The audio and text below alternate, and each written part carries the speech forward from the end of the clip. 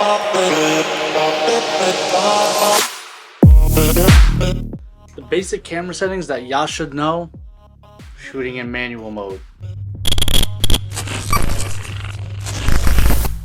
We're going to break down in a couple of minutes the 3 main settings you need to know as a photographer. And if you're watching this video and you just started, this will probably be a big help.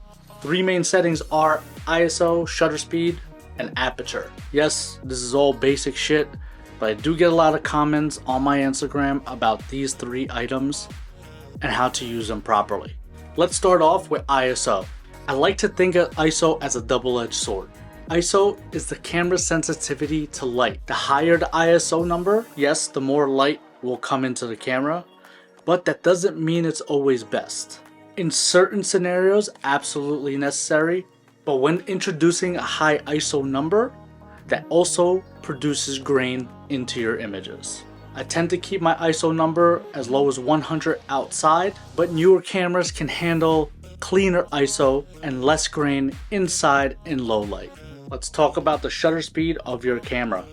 Shutter speed is exactly what it sounds like. I know common sense isn't common, but shutter speed is the amount of time your shutters actually open. The concept of shutter speed is pretty simple. The higher the number to shutter speed, the faster the shutter opens and closes.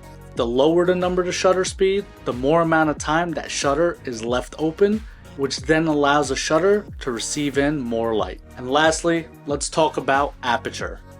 Aperture is the amount of light your lens allows in to your camera. Aperture may be a little bit confusing because the higher the aperture number, the less amount of light is allowed in, and the lower the number aperture, the more light is allowed into your lens. But one thing you need to know: the lower the aperture, the more narrow your depth of field actually becomes. Using a lens with a low aperture or a fast lens allows you to capture low light situations very cleanly and not having to boost up your ISO.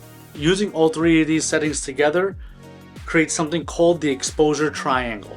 The exposure triangle is a rule that allows you to either compromise or compensate in one of these settings to get the best image as possible out of your camera. You may need to increase your shutter speed but lower your ISO, or you may need to up your aperture because you're shooting multiple people in a line and then increase your ISO. With these 3 settings, you can basically manage any scenario that comes your way when it comes to photography. My advice is just go out there and shoot. If you can shoot events, that would probably be the most testing environments you could possibly be in, especially if the light is constantly changing. Other than that, guys, my biggest suggestion is to learn the settings on your camera. And I'll stop rambling now, but it's your boy Simon Khalil.